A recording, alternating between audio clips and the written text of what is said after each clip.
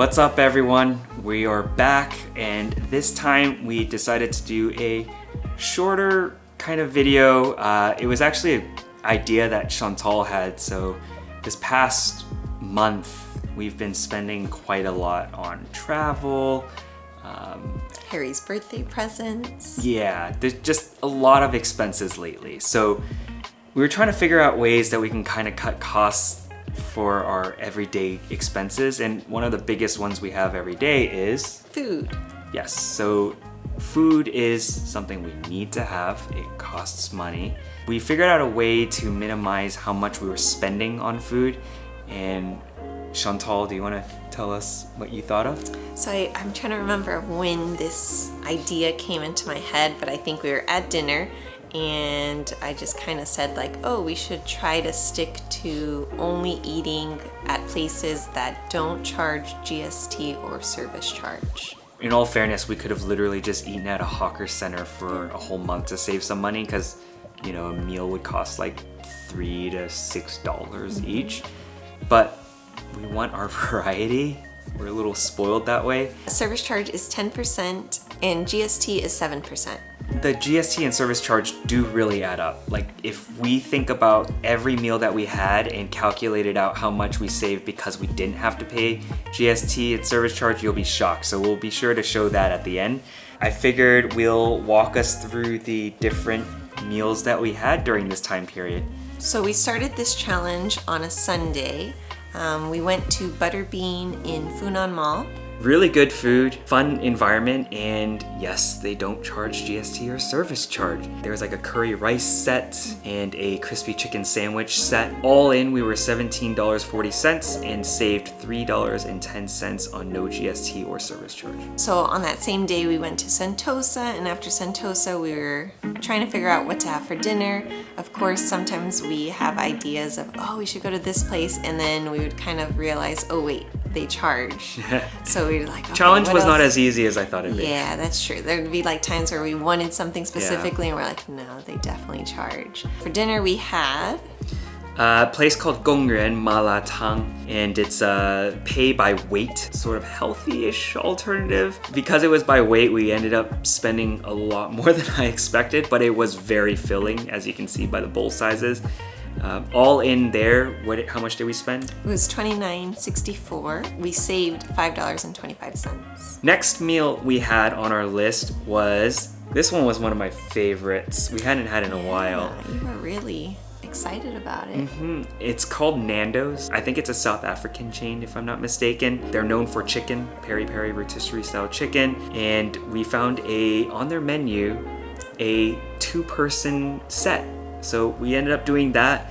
Total cost was $40 and we saved $7 on GST and service charge. For Nando's, one of their biggest I guess selling points is that they really make sure that people know that they don't charge service charge or GST at the shopping malls where they're located, on the stairway where they're advertised. They make sure you're aware of that. And it's a good thing because they really do feel like a proper sit-down restaurant, but you basically order at the counter or on the app and then they'll deliver your food, but then for drinks and everything, it's a self-serve option, which is great because it means you have bottomless drinks. A few years back when we first moved here, we made sure to sign up for all of their free membership deals. So every time you go, you enter your membership number and they'll keep track of your points or something like that. We also wanted to go because Harry had a birthday dessert redemption. Didn't even realize it till we logged into the app, but it was good timing right. actually. But it was a good little fudge brownie type thing, so not bad. Yep, don't forget to sign up for memberships. Next on the list we have Downstairs, which is located in Suntec Mall. Yeah, and this is one of our go-to spots for just a quick bite. For this meal, we had some hor fun. We did split a sandwich as well, and I think you had the wonton noodles. Yes, yeah, that's as well. Right. Yeah. Yeah, all in $14.10, and we saved $2.50. Yep. So the next meal on our list, it was actually from a grocery store called Don Donki.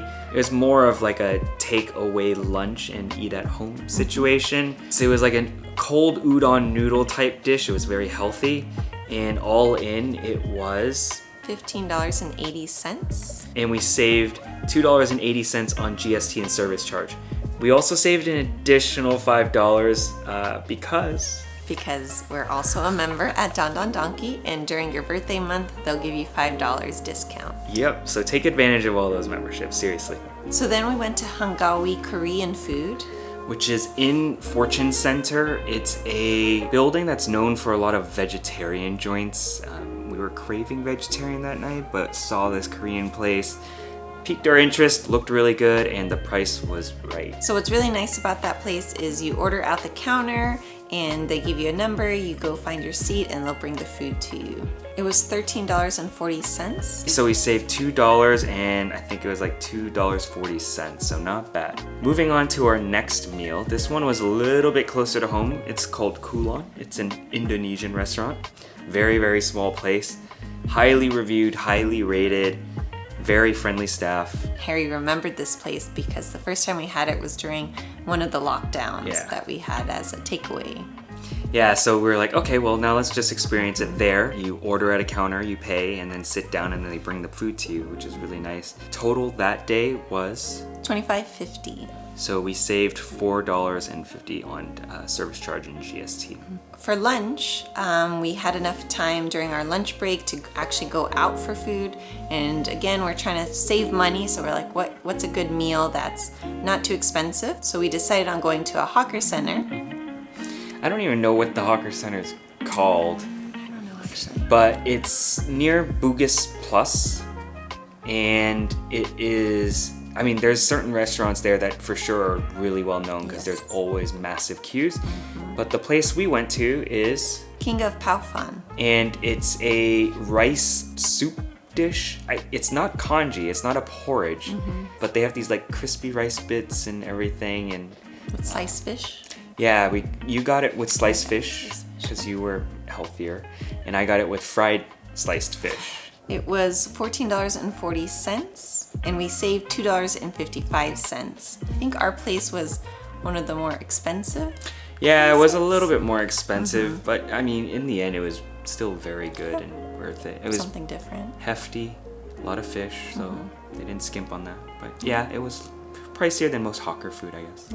So that night we went to a restaurant that's one of our favorites for Hong Kong style food called So Good Cha Chan Tang. Very casual eatery where you order at like this kiosk, I guess, and then you sit down, they call your number, and you go pick up your own food, you get your own cutlery and everything like that. The highlight of that for sure was the milk tea. And it was close to closing time. So a lot of items were actually sold out by then. And we couldn't get any of the dim sum items. Yeah, they serve it at certain times, which we didn't realize, but that's okay. Like, we still end up having a good meal.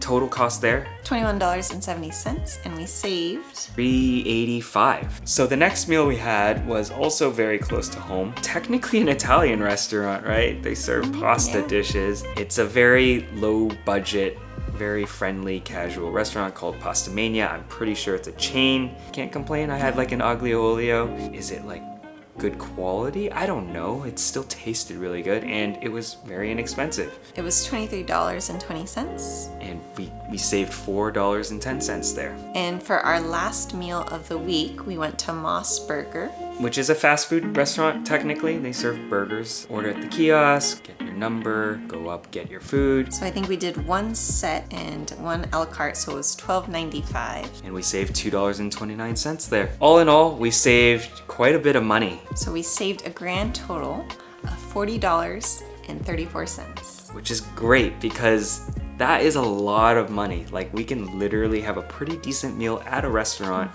with service charge for that price. So it kind of goes to show that you can save quite a bit by going to these restaurants. You may have noticed that we didn't really highlight every meal because there were on occasion times where we would just cook at home. So I'd have like oatmeal during lunch and things like that. I think it was a fun challenge. I'm happy that it was very spontaneous. It was definitely hard at times when we were craving a certain item and realizing, oh, that's the type of restaurant that would charge us service charge and GST. But even then, there's so many options out there, so I guess that's the benefit of being here. And like I said earlier, you could technically get away with just going to a hawker center every single night, which I'm sure a lot of people do. It's very cost effective, and you are guaranteed to have good meals. Because I would say, even though we avoided any place with service charge or GST, I can't think of one of those meals that was not good. Yeah, everything's good. So hope you enjoyed, and just some food for thought if you're looking to save some money. See you on the next one.